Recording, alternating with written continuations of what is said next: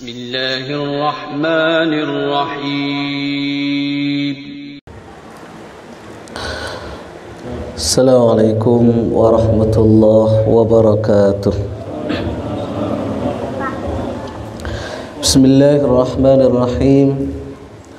Alhamdulillahilladzi arsala rasulahu bil huda wa dinil haqq liyudhhirahu 'ala ad-din kullih wa kafa billahi shahida. Wassalatu wassalamu ala sayyidina Muhammadin al-mab'uth rahmatan lil alamin wa ala alihi wa ashabihi alladhina tabat nufusuhum wa safat qulubuhum fakanu humus sadatal mansurin wa ba'du. Jamaah Masjid Al-Huda yang dirahmati Allah Subhanahu wa taala. Alhamdulillah, puji syukur kehadirat Allah Subhanahu wa taala yang pada kesempatan malam hari ini alhamdulillah kita masih diberi nikmat sehat, masih diberi nikmat waktu luang, nikmat kesempatan, sehingga kita masih bisa menunaikan kewajiban-kewajiban kita, menambah amalia-amalia ketaatan kita, menambah wawasan keilmuan kita, dan mudah-mudahan tentunya berkumpulnya kita di majlis ini menjadi tempat Allah Subhanahu wa taala mencurah-curahkan rahmatnya kepada kita semua. Sebagaimana Rasulullah sallallahu alaihi wasallam menyebutkan, majtama'a qaumun fi baitin min buyutillah illa ghasyiyatkumur rahmah wa khaffatkumul malaikah wa dzakarallahu fi man indah. Jadi tidaklah satu kaum berkumpul di satu rumah dari rumah-rumah Allah, yatadarasuna yatluna alaihim kitabullah, mereka membaca, mempelajari kitab-kitab Allah, mencari talabul ilm, kecuali Allah kemudian mencurah-curahkan rahmatnya kepada mereka, menaungkan sayap-sayap malaikatnya, dan menyebut-nyebutnya dengan bangga di hadapan makhluk-makhluk lain di sisinya. Salatullah wa salamuhu, semoga tetap tercurah limpahkan ke haribaan junjungan kita, qudwah kita, Nabi besar Muhammad sallallahu alaihi wa alihi wa sahbihi wasallam, dan seluruh keluarganya, sahabat-sahabatnya, serta orang-orang yang mengikuti beliau sampai hari kiamat nantinya. Pada kesempatan kali ini kita akan melanjutkan kajian sirah nabawiyah kita, yang pada pertemuan yang lalu kita sudah membahas tentang hikmah-hikmah dari terjadinya perjanjian Hudaybiyah. Maka pada kesempatan kali ini kita akan menjelaskan tentang Ghazwatul Khaybar. Itu Ghazwatul Khaybar, perang Khaybar. Di dalam sirah itu, kalau perang itu menggunakan kata-kata ghazwah, berarti perang itu diikuti oleh Nabi sallallahu alaihi wasallam, dan itu ada sekitar kurang lebih sekitar 27 peperangan yang termasuk ghazawat. Ya. Ada yang namanya saraya atau sariyah. Sariyah itu di mana ketika Nabi sallallahu alaihi wasallam mengirimkan detasmen khusus, ya, beberapa kelompok pasukan untuk misi-misi tertentu, untuk memerangi kabilah-kabilah tertentu, dan biasanya Nabi tidak ikut di dalam peperangan tersebut. Itu disebut saraya atau sariyah, dan itu ada sekitar 47 kali peperangan. Jadi lebih banyak saraya atau sariyah daripada ghazwah. Nah, perang Khaybar ini termasuk adalah perang yang di dalamnya Nabi sallallahu alaihi wasallam ikut serta, karena memang ini adalah satu misi yang harus dituntaskan oleh Nabi sallallahu alaihi wasallam setelah kemudian terjalin perjanjian damai genjatan senjata selama 10 tahun dengan orang-orang Mekah, dengan orang-orang Quraisy. maka dengan begitu Nabi sallallahu alaihi wasallam mempunyai keleluasaan untuk kemudian melakukan penyerangan-penyerangan terhadap kabilah-kabilah, terhadap kelompok-kelompok yang sebelumnya mereka berkongsi, mereka bersatu untuk memerangi Madinah di dalam perang Ahzab. Nah, selama ini kan kekuatan utama yang dihadapi oleh Nabi sallallahu alaihi wasallam adalah gangguan orang-orang Quraisy di Mekah. Maka ketika terjalin perjanjian damai ini atau genjatan senjata selama 10 tahun ini, maka langkah ini diambil oleh Nabi sebagai satu langkah strategis kemudian untuk memerangi kabilah-kabilah yang kemudian menentang, terutama yang mereka melakukan penyerangan di dalam perang Ahzab itu.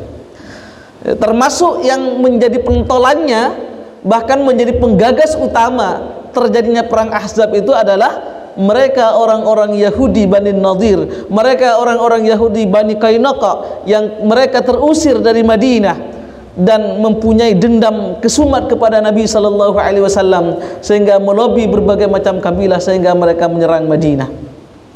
Maka perjanjian Hudaibiyah ini merupakan pintu masuk, peluang yang sangat strategis sekali yang diambil oleh Nabi sallallahu alaihi wasallam kemudian untuk secepatnya mengambil langkah-langkah, dan ketika beliau sampai ke Madinah, beliau langsung mengumumkan kepada para sahabat untuk kemudian melakukan penyerangan ke Khaybar. Nabi sallallahu alaihi wasallam kebiasaan beliau itu ketika hendak melakukan serangan terhadap satu kaum atau satu kabilah, jarang sekali beliau itu mengumumkan. Biasanya itu beliau memerintahkan para sahabat hanya bergerak ke arah yang hendak dituju itu, cuman Rasulullah tidak membocorkan serangan itu kemana. Baru ketika sudah hampir dekat kepada target itu biasanya beliau memberitahu. Ya, kenapa?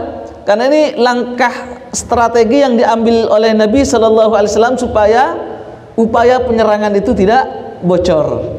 Ya. Cuman berbeda di dalam perang Khaybar ini, Nabi sallallahu alaihi wasallam ketika sampai di Madinah langsung mengumumkan akan menyerbu Khaybar, yakni basis pertahanan dari orang-orang Yahudi Qainqa dan Yahudi Bani Nadir yang sebelumnya mereka terusir dari Madinah. Ya. Dan Nabi sallallahu alaihi wasallam ketika memberikan pengumuman penyerangan terhadap Khaybar ini, beliau juga menjanjikan kemenangan. Ya, sehingga oleh karenanya kemudian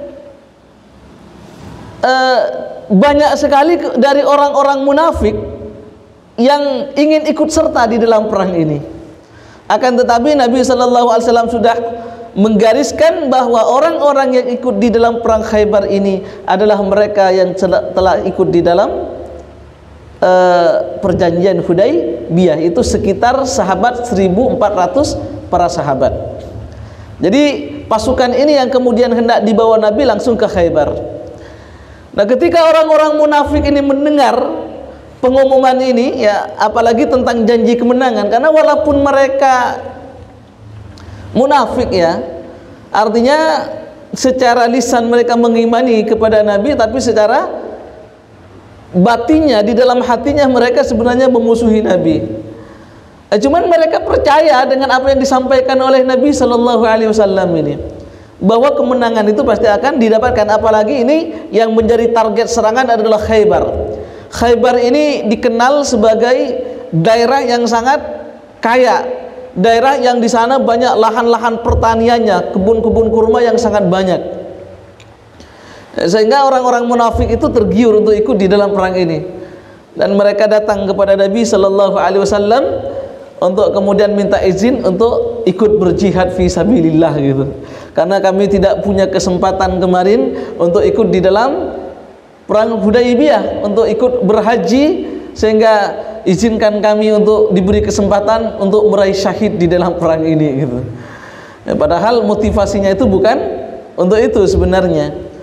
Maka kata Nabi, ya nggak apa-apa, cuman syaratnya walaupun ikut perang nanti tidak dapat ghanimah. Ya, baru kalau dibilang seperti itu baru ketahuan maksud utamanya itu, sehingga mereka enggan untuk melakukan peperangan itu.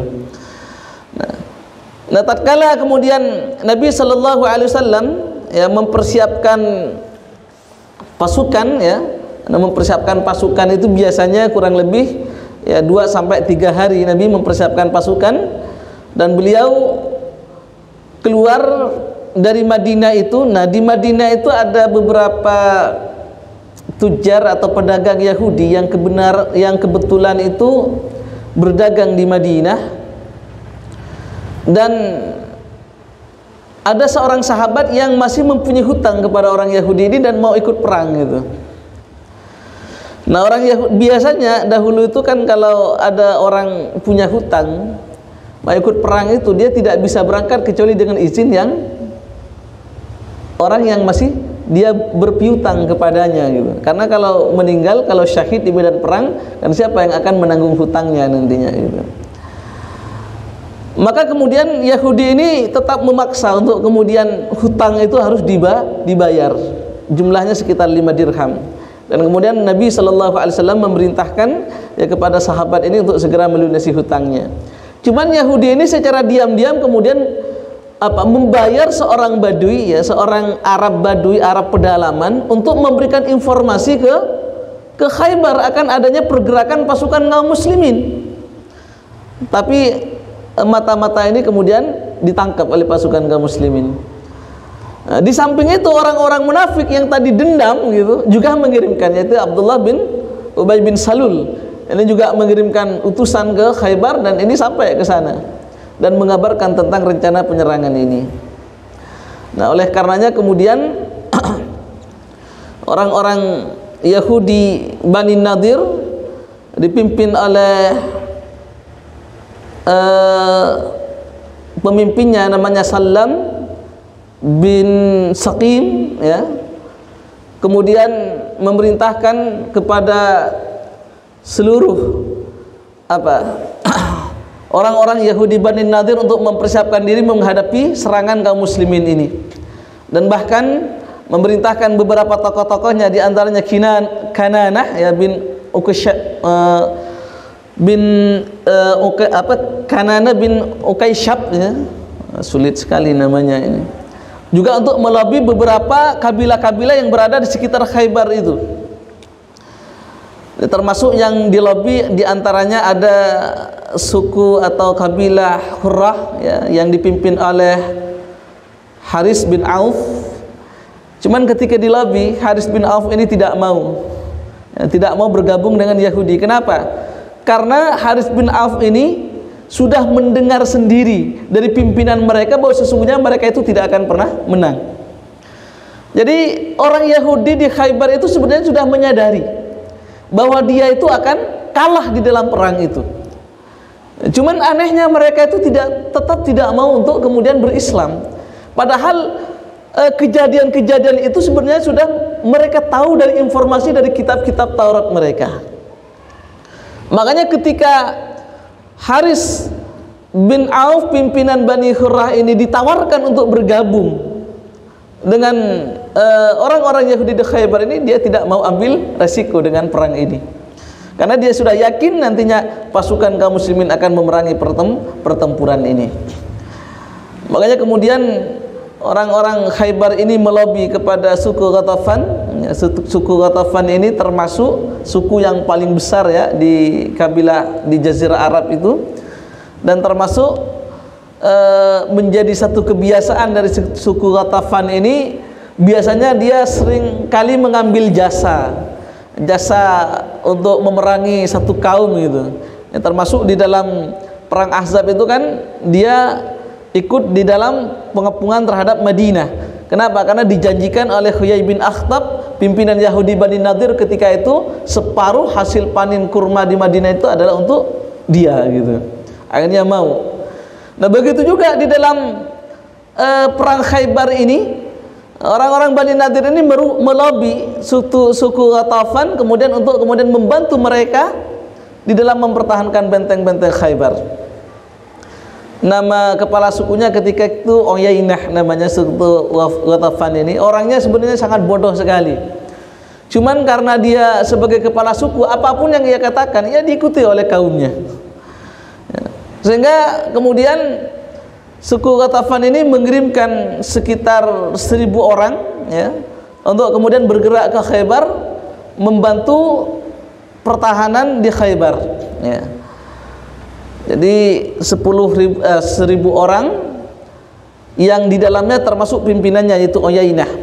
Sementara pasukan yang dibawa oleh Nabi Shallallahu Alaihi Wasallam ketika itu jumlahnya sekitar 1.400, dan dari beberapa ahli sejarah itu juga mengatakan tidak sampai segitu, karena pasca kepulangan dari Sulhul Hudaybiyah itu ada sekitar ya kurang lebih 23 sampai 25 orang yang sakit yang kemudian tidak bisa ikut, sehingga tidak kemudian sampai 1.400. Sementara pasukan yang telah disiapkan oleh orang-orang Yahudi Bani Nadir di Khaybar itu jumlahnya ada sekitar 10.000 pasukan.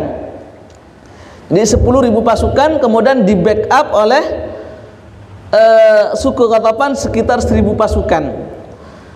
Dan bahkan ketika kemudian pasukan kaum muslimin ini sudah bergerak, ya, mendekati Khaybar, Rasulullah Shallallahu Alaihi Wasallam mengatur barisan kaum muslimin itu tidak kemudian memanjang, tidak memanjang ke belakang, tapi memanjang ke samping, ya, dengan bersop-sop gitu. Sehingga karena mengantisipasi suatu kejadian-kejadian yang tidak diinginkan gitu. Nah, karena dengan ketika pasukan itu bersatu akan lebih sulit untuk kemudian dikalahkan gitu. Nah, ternyata kemudian orang-orang suku Ghatafan ini juga kemudian menambah pasukan bantuan terhadap orang-orang Khaybar ini, itu sekitar 4.000 pasukan dikirim lagi, ya. Nah, pasukan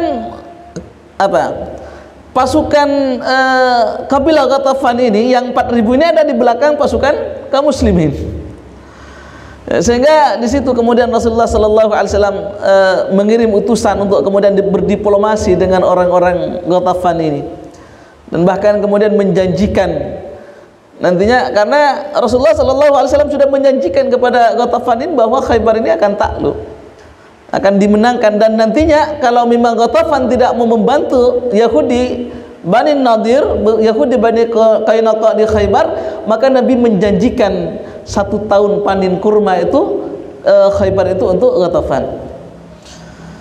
Tapi orang-orang Ghatafan itu bergeming, tetap tidak mau. Kalian pasti tidak akan menang dalam perang ini. Bahkan sampai kemudian ketika pasukan ini melalui pasukan kaum muslimin, ya, masih terjadi dialog ketika itu. Bahkan Sa'ad bin Ubadah, ya, pimpinan orang Ansar dari suku Khazraj, mengatakan kepada orang-orang Ghatafan itu, ya, ambillah apa yang telah dijanjikan oleh Nabi kepada kalian, karena kalian tidak akan mendapatkan kesempatan yang sama kalau nanti kesempatan itu sudah tidak ada, gitu. Tapi mereka tetap bergeming. Jadi tetap kemudian mereka melalui pasukan kaum muslimin dan kemudian masuk ke benteng Bani Quraidah ini. Nah, anehnya itu, ini salah satu dari kejadian-kejadian yang mungkin menjadi satu pertolongan Allah Subhanahu wa taala di dalam perang ini. Nah, ketika pasukan Ghatafan ini sudah masuk ke benteng Khaybar, tiba-tiba di tengah-tengah mereka itu ada seseorang yang berteriak kemudian, "Wahai Ghatafan, tidakkah engkau tahu bahwa kabilah kalian di belakang diserang?" Jadi nggak tahu siapa yang kemudian ngomong di antara mereka sehingga mereka menjadi panik. Ya, padahal perjalanan dari suku Ghatafan ke Khaybar ini ya dilalui bahkan sampai sekitar 1 bulanan gitu. Mereka panik, akhirnya apa? Mereka kemudian menarik kembali pasukannya, ya, menarik pasukannya untuk kembali ke Ghatafan, dan mereka berlalu jalan itu sampai 1 bulan ke sana. Ternyata ketika sampai di sana tidak terjadi apa-apa gitu. Jadi yaitu mungkin ini salah satu dari bentuk-bentuk pertolongan Allah Subhanahu wa taala kepada kaum muslimin gitu. Nah, baru ketika mereka itu tidak menemukan terjadi apa-apa di kabilah mereka, masih saja mereka kemudian ingin berangkat lagi ke Khaybar. Cuman nantinya sampai di Khaybar itu ketika kaum muslimin sudah memenangi pertempuran, sudah saling membagi ghanimah mereka. Ya, jadi mereka minta bagian, ya apa kata Sa'ad bin Ubadah, ya kalau nanti kelak sudah terlambat waktunya, bahkan yang kau hadapi adalah pedang-pedang kami gitu, tidak ada mendapat bagian apapun gitu. Persis dengan apa yang dikatakan oleh Sa'ad bin Ubadah gitu. Nah, maka ketika kemudian Nabi SAW sudah hampir mendekati Khaybar, beliau itu mengambil posisi di luar kebun-kebun Khaybar itu. Di sini dikatakan wa kana man Nabi sallallahu alaihi wasallam, ya. Nah, beliau kemudian istirahat, ya. Karena Rasulullah sallallahu alaihi wasallam idza ghaza qauman lam yughza alaihim hatta yusbiha. Nah, ketika pada malam hari kemudian beliau mendirikan kemah-kemah dan bersiap-siap untuk kemudian melakukan penyerangan. Beliau itu biasanya menjadi satu kebiasaan beliau ketika mendatangi satu kaum, satu kabilah untuk melakukan penyerangan, beliau itu tidak melakukan serangan kecuali sampai kemudian pagi. Karena kalau beliau ketika waktu subuh itu mendengar suara azan di tempat tersebut, beliau mengurungkan niatnya untuk kemudian untuk menyerang kampung tersebut gitu. Jadi ini menjadi satu kebiasaan Nabi sallallahu alaihi wasallam. Idza sami'a adzanan amsaka wa illam yasma' adzanan aghaza. Ya. Fabata Rasulullah sallallahu alaihi wasallam wa aqbalah. Maka kemudian ketika pagi harinya, karena ketika kemudian orang-orang Yahudi Bani Nadir itu di Khaybar ini, mereka itu pasukan-pasukan yang ditugaskan khusus, pasukan perang itu dari atas benteng-benteng mereka itu selalu memantau setiap hari itu. Ketika belum ada pergerakan musuh, maka para fallahun, petani-petaninya itu mereka keluar semuanya ke ladang-ladang mereka untuk bekerja. Nah, pada malam ketika Nabi sampai di situ, dan ini juga merupakan salah satu pertolongan Allah Subhanahu wa taala kepada Nabi sallallahu alaihi wasallam, penduduk Khaybar itu semuanya tertidur lelap banget, termasuk orang-orang yang berjaga di benteng Khaybar itu juga ikut tertidur. Sehingga ketika pagi harinya mereka bangun itu, mereka tidak melihat pergerakan pasukan Nabi yang kemudian membangun tenda-tenda di luar kebun-kebun kurma mereka. Dan seperti biasa kemudian mereka langsung kemudian keluar untuk bercocok tanam gitu. Dan ketika kemudian mereka berada di ladang-ladang mereka dan melihat pergerakan pasukan kaum muslimin, jadi mereka kemudian berteriak, falamma ra'ahu sallallahu alaihi wasallam sahu Muhammad wal khamis, Muhammad wal khamis gitu. Jadi kalau dalam bahasa kita, ini ada Muhammad menyerang kita gitu. Akhirnya mereka kembali ke benteng-benteng mereka semua masuk. Ya. Dan di dalam pengepungan Khaybar ini berlangsung lama sekali, ya, sekitar 43 hari, ya, lebih dari sebulan gitu. Dan bahkan untuk menembus satu benteng pertama itu yang bernama Benteng Naim itu sangat dibutuhkan sampai 14 hari lamanya. Jadi mereka orang-orang Khaybar itu, Yahudi Bani Khaybar itu sudah betul-betul mempersiapkan sebenarnya, bukan hanya mempersiapkan dalam perang menghadapi kaum muslimin, sebenarnya mereka itu sudah mempersiapkan sebenarnya untuk menyerang Madinah. Karena nanti ketika benteng-benteng itu sudah berhasil direbut oleh kaum muslimin, Nabi itu menemukan senjata-senjata semacam menjanik, ya. Menjanik itu adalah senjata yang mereka biasa pakai dalam perang konvensional dulu itu. Ya, kalau kita nonton film-film seperti Sparta itu kan biasanya ada yang alat-alat yang dijadikan pelontar jarak jauh itu. Jadi mereka sudah mempersiapkan senjata-senjata itu sebenarnya untuk menyerang Madinah. Maka langkah cepat Nabi SAW menyerang Khaybar itu adalah tindakan yang sangat tepat. Dan mereka sudah mempersiapkan itu. Jadi jarak antara kemah pasukan kaum muslimin dengan benteng Khaybar itu sangat dekat sekali. Dan mereka itu mengambil satu strategi perang yang menyerang secara tiba-tiba, kemudian mereka balik lagi ke benteng mereka, ditutup kembali. Awalnya mereka buka benteng mereka, ada satu jagoan mereka namanya saya lupa ya, yang kemudian keluar menantang perang duel. Cuman ketika kemudian kaum muslimin maju untuk menghadapinya, ternyata kemudian pasukan yang dari balik benteng itu keluar, dibuka gerbang mereka dan melakukan serangan secara tiba-tiba. Cuman kemudian pasukan ini berhasil dipukul mundur oleh kaum muslimin dan mereka masuk kembali ke dalam benteng-benteng mereka. Jadi selama beberapa hari itu hanya serangan-serangan model ini. Mereka sangat-sangat kokoh sekali benteng-benteng mereka. Benteng-benteng di Khaybar itu selain dari benteng utamanya di depan itu, di dalamnya itu masih ada benteng-benteng lagi sampai sekitar 10 benteng-benteng lagi. Dan benteng yang terakhir itu yang nantinya sangat sulit ditaklukkan, yang kemudian dipimpin oleh Ali bin Abi Thalib terakhir itu. Jadi skala serangan-serangan itu terus terjadi seperti itu. Sampai suatu ketika pernah ada seorang sahabat, ya, di luar benteng itu ada bangunan yang sudah agak tua, ya, bangunan rumah yang sudah tua gitu. Ada seorang sahabat yang kemudian beristirahat di situ, dan di situ diketahui oleh orang Yahudi dari benteng-benteng mereka itu, dan kemudian dilemparkan batu dari atas sehingga mengenai kepalanya. Dan ini adalah orang yang syahid pertama di dalam perang Khaybar itu. Tapi sahabat ini namanya Muhammad bin, saya lupa namanya saya. Kemudian dia datang kepada pasukan kaum muslimin mengabarkan tentang serangan yang secara tiba-tiba itu. Dan kemudian dia menjadi orang yang gugur pertama di dalam perang Khaybar. Dan bahkan setelah itu orang-orang Yahudi Bani Nadir itu mengambil inisiatif serangan dari atas benteng-benteng mereka itu dengan panah, ya, dengan panah. Sementara benteng-benteng mereka itu sudah dilumuri juga dengan minyak-minyak, ya, sehingga pasukan kaum muslimin mau manjat benteng itu nggak bisa, ya, dijaga diketat oleh pasukan pemanah.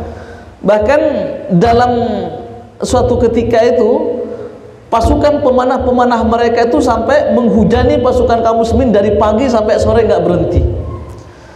Jadi pasukan kaum muslimin itu nggak bisa berbuat apa-apa, hanya kemudian berlindung di balik perisai. Bahkan sampai ada riwayat yang mengatakan tangan Nabi itu juga terkena beberapa lemparan panah gitu. Sampai kemudian seorang sahabat namanya Khubbab bin Munzir menyarankan kepada Nabi, "Ya Rasulullah, sebaiknya kita jangan mengambil posisi di tempat yang terbuka seperti ini, karena ini akan menjadi sasaran empuk oleh pasukan Yahudi Bani Nadir." Tapi kata Nabi sallallahu alaihi wasallam, "Oke, cuman jangan sekarang. Karena kalau nanti kita kemudian kemudian pindah sekarang dari serangan-serangan mereka menyangka kita ini sebagai pengecut gitu." Nah, baru ketika serangan itu mereda pada malam harinya, Nabi SAW memindahkan pasukan kaum muslimin, ya, memindahkan pasukan kaum muslimin ke tempat yang lebih aman gitu. Nah, sebagaimana biasa mereka itu selalu memancing-mancing, ya, perangnya itu mereka buka gerbang, ada pasukan-pasukan kecil yang memancing, kemudian terjadi serangan, mereka balik lagi, ditutup lagi, begitu terus. Sampai kemudian ada beberapa perang tanding yang terjadi, ya, di antara jagoan-jagoan Yahudi Bani Nadir itu ada sekitar 6 orang, ya. Cuman satu-satu majunya itu, dan itu saudara semua gitu. Ada yang namanya Yasir. Yasir ini yang dahsyat sekali. Kenapa? Karena orangnya itu gede sekali, dia tinggi, perawakannya tinggi, dan bahkan di dalam beberapa keterangan itu dikatakan tingginya itu sampai 5 hasta. 5 hasta itu sekitar 2,5 meter. Jadi dalam beberapa keterangan itu sampai sejajar dengan pohon-pohon kurma di Khaybar itu, ya. Ini dari saking tingginya gitu. Cuman Yasir ini kemudian berhasil dibunuh oleh Zubair bin Awam, ya. Zubair bin Awam. Zubair bin Awam ini salah seorang sahabat Nabi, termasuk juga sepupu Nabi sallallahu alaihi wasallam, ya. Karena Safiyah ibunda dari dari Zubair bin Awam itu adalah bibi Nabi sallallahu alaihi wasallam. Memang dari awal Safiyah mendidik Zubair bin Awam itu dengan agak keras gitu. Ya, maksudnya waktu kecil sebelum Islam itu aja gitu. Kadang-kadang Zubair bin Awam itu ditaruh di tempat gelap sendirian gitu sampai diajari untuk berani gitu. Dan Sayyidah Safiyah ini memang beda orangnya. Di dalam perang Ahzab itu pernah ya, ketika kemudian pasukan kaum muslimin konsentrasi menghadapi pasukan Ahzab itu, sementara ada beberapa benteng-benteng di Madinah yang kemudian wanita-wanita kaum muslimin itu ditaruh di situ. Nah, ketika kemudian Yahudi Bani Quraidah hendak berkhianat, sebenarnya ada upaya-upaya kemudian untuk menyerang kaum muslimin dari belakang, ya kan? Cuman ketika itu Sayyidah Safiyah ini dengan gagah berani kemudian ketika ada musuh yang menyelinap, beliau itu mengambil pedang, memakai baju perang laki-laki gitu, kemudian membawa pedang, membawa batu gitu. Ya. Dan ketika musuh menyelinap itu langsung beliau tebas batang lehernya.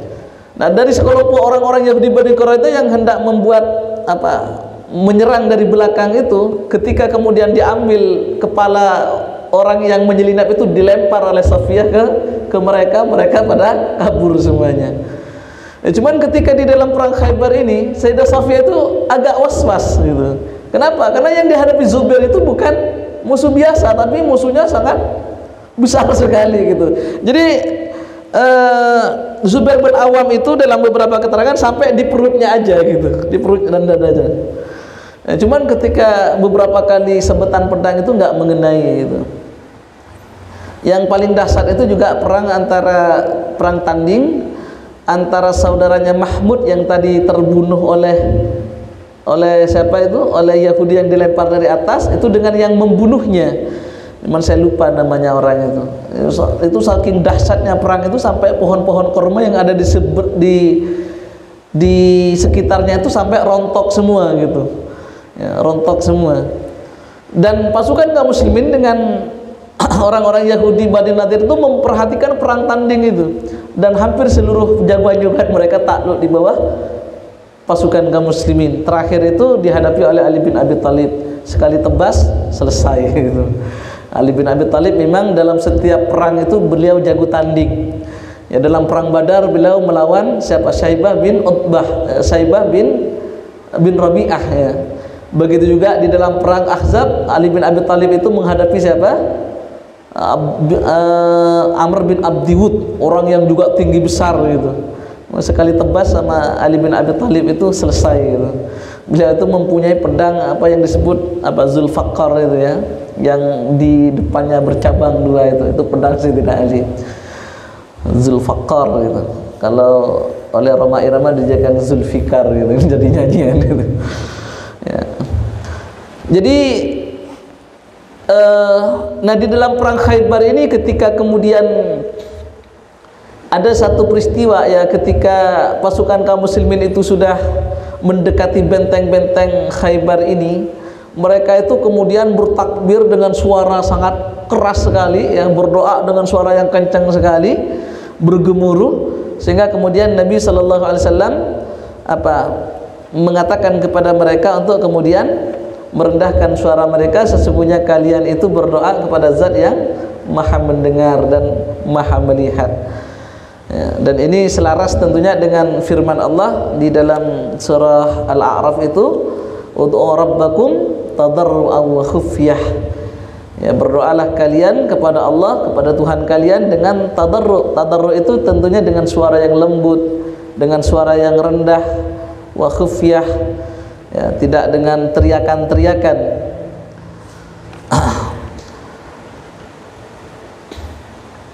Dan di dalam perang Khaybar ini nantinya juga banyak peristiwa-peristiwa yang akan kita jelaskan, karena banyak sekali nantinya yang berkaitan dengan syariat-syariat yang berlaku. Ya, karena dari saking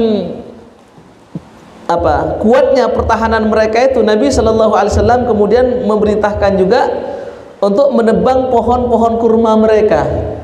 Biasanya kan Rasulullah SAW kan memerintahkan kalau dalam perang itu untuk kemudian tidak memotong pepohonan, ya, tidak membunuh wanita dan sebagainya. Cuman dalam perang Khaybar itu pohon-pohon kurma mereka itu ditebang oleh Nabi sampai sekitar 400 pohon kurma, ya. 400 pohon kurma. Karena memang pertahanan mereka itu sangat kuat sekali. Dan memang nantinya ada beberapa pengecualian hukum di sana itu.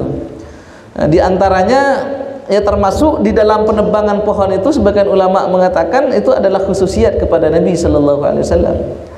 Termasuk di dalam perang Khaybar itu juga nantinya diharamkan perang nikah mut'ah selama-lamanya. Itu juga di dalam perang Khaybar. Itu nanti juga berbicara tentang banyak sekali nantinya fiqh sirah yang tentunya harus kita kaji dari beberapa peristiwa-peristiwa yang terjadi di dalam perang Khaybar ini. Termasuk nantinya juga di mana ketika kemudian dalam serangan babak akhir, ya, kemudian kaum muslimin itu,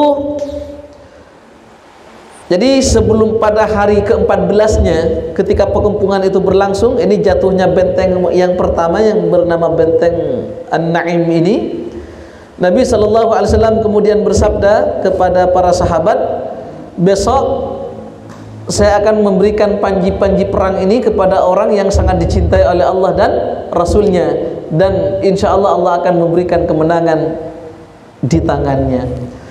Sampai-sampai para sahabat ketika itu pada malam harinya nggak bisa tidur, ya, ingin sekali kemudian ditunjuk oleh Nabi SAW untuk kemudian menjadi komandan perang dalam penyerbuan besok itu. Bahkan sekelas Umar bin Khattab, beliau mengatakan, saya itu tidak pernah mempunyai satu keinginan untuk menjadi pimpinan pasukan kecuali hanya dalam perang ini. Kenapa? Karena Rasulullah SAW memberikan indikator salah seorang yang ditunjuk menjadi pemimpin besok ini adalah orang yang paling dicintai oleh Allah dan Rasulnya. Dan ketika besoknya para sahabat itu memang sengaja mendekat-dekat kepada Nabi gitu. Artinya mendekatkan diri, ya, seakan-akan menampakkan dirinya agar supaya dipilih untuk menjadi pemimpin, termasuk Umar bin Khattab gitu. Tapi kemudian Nabi SAW bertanya, di mana Ali gitu. Ternyata Ali bin Abi Thalib ketika itu sedang sakit mata sehingga penglihatan beliau itu terganggu, ya. Akhirnya dipanggil oleh Nabi SAW dan mata beliau itu kemudian diludahi dan langsung sembuh seketika. Ini bagian dari mukjizatin Nabi sallallahu alaihi wasallam, dan kemudian panji perang itu dipasrahkan kepada Ali bin Abi Thalib. Nah, beliau itu kemudian mengambil satu strategi perang. Jadi beliau membagi pasukan itu menjadi dua pasukan. Yang pertama pasukan kecil yang beliau pimpin sendiri pertama kali, ya. Dan yang kedua pasukan inti yang kemudian ada di belakang.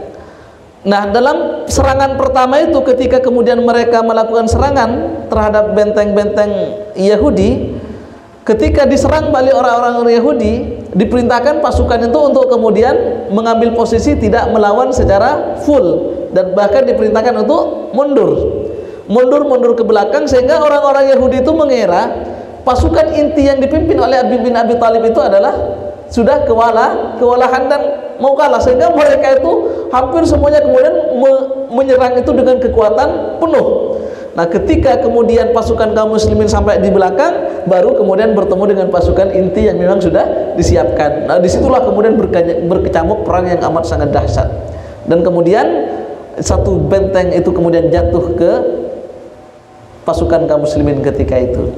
Nah, selanjutnya adalah penaklukan benteng-benteng pada babak selanjutnya.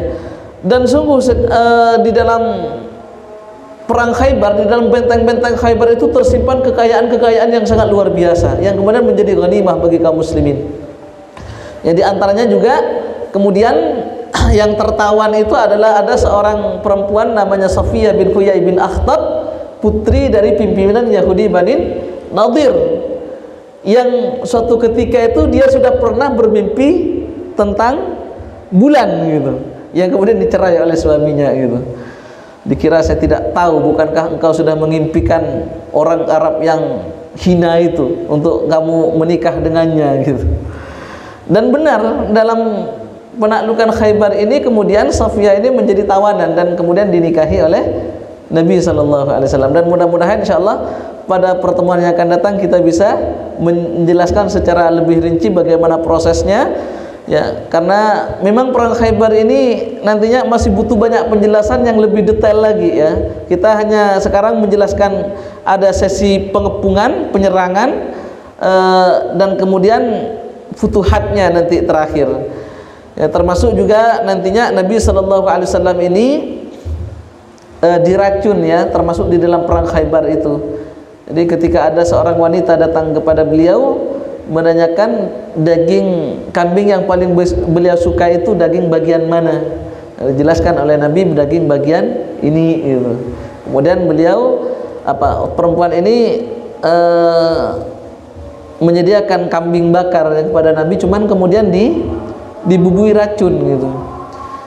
Yang kemudian ketika Nabi memakannya, dan termasuk sebagian sahabat ada yang ikut makan dan langsung meninggal seketika, ya. Dan Nabi daging yang kemudian mau hendak dimakan dikunyah oleh Nabi ini ngomong kepada Nabi, berbicara kepada Nabi bahwa dia masmum, oleh karena dimuntahkan oleh Nabi sallallahu alaihi wasallam. Cuman ada mungkin sebagian racun itu sudah masuk melalui rongga-rongga bagian gigi, sehingga ketika Rasulullah sallallahu alaihi wasallam hampir meninggal dunia itu kan hampir wafat, beliau masih merasakan dampak dari racun yang dimakan di Khaybar. Ini waktunya di mana urat beliau itu putus gitu. Makanya terkait dengan wafatnya Nabi sallallahu alaihi wasallam itu ada kontradiksi di kalangan para ulama. Kalau sebagian ya menyebabkan seperti Ibnu Mas'ud itu berpendapat tidak mungkin wafatnya Rasulullah itu wafat biasa, pasti Allah menganugerahkan kematian yang paling mulia, yaitu kematian syahid. Artinya kalau kemudian kata Ibnu Mas'ud Rasulullah mati disebabkan karena sisa racun yang di Khaybar itu kan derajat syahid yang diperoleh. Walaupun sebagian mengatakan ya tentunya tidak, karena Rasulullah maksum dari segala, wallahu ya'simuka minan nas, dan itu nanti menjadi kajian tersendiri di kalangan para ulama. Intinya sebenarnya tetap ingin memuliakan Nabi sallallahu alaihi wasallam. Dua-duanya itu sama-sama bagus sebenarnya. Ya, karena yang pertama wafatnya Nabi kalau memang disebabkan sisa racun, berarti Allah ingin menganugerahkan kematian termulia kepada nabinya, itu derajat syahid gitu. Tapi dibantah oleh yang lain, ya, karena kalau disebabkan itu berarti gimana tentang wallahu ya'simuka minan nas, itu ayat tentang bahwa Rasulullah dimaksum, dijaga oleh Allah dari segala perbuatan yang dilakukan oleh manusia. Baik, untuk sementara kita baru sampai kepada tahap jatuhnya benteng Naim ini, dan insya Allah mungkin nanti kita akan review kembali dan dilengkapi secara utuh detail-detailnya kejadian-kejadian itu, ya, sampai nanti proses pembagian ghanimah dan beberapa aspek hukum yang mungkin butuh dijelaskan juga di dalam beberapa peristiwa-peristiwa Khaybar ini. Baik, mungkin sampai di sini dulu yang bisa kita sampaikan, dan tafidh terstina hadza walhamdulillah. Wa la'allahu ij'ala hadhihi dirasah nafi'an lana waffaqana Allahu lima yuhibbu yarda. Wa akhiran minni assalamualaikum warahmatullahi wabarakatuh. Waalaikumsalam warahmatullahi wabarakatuh.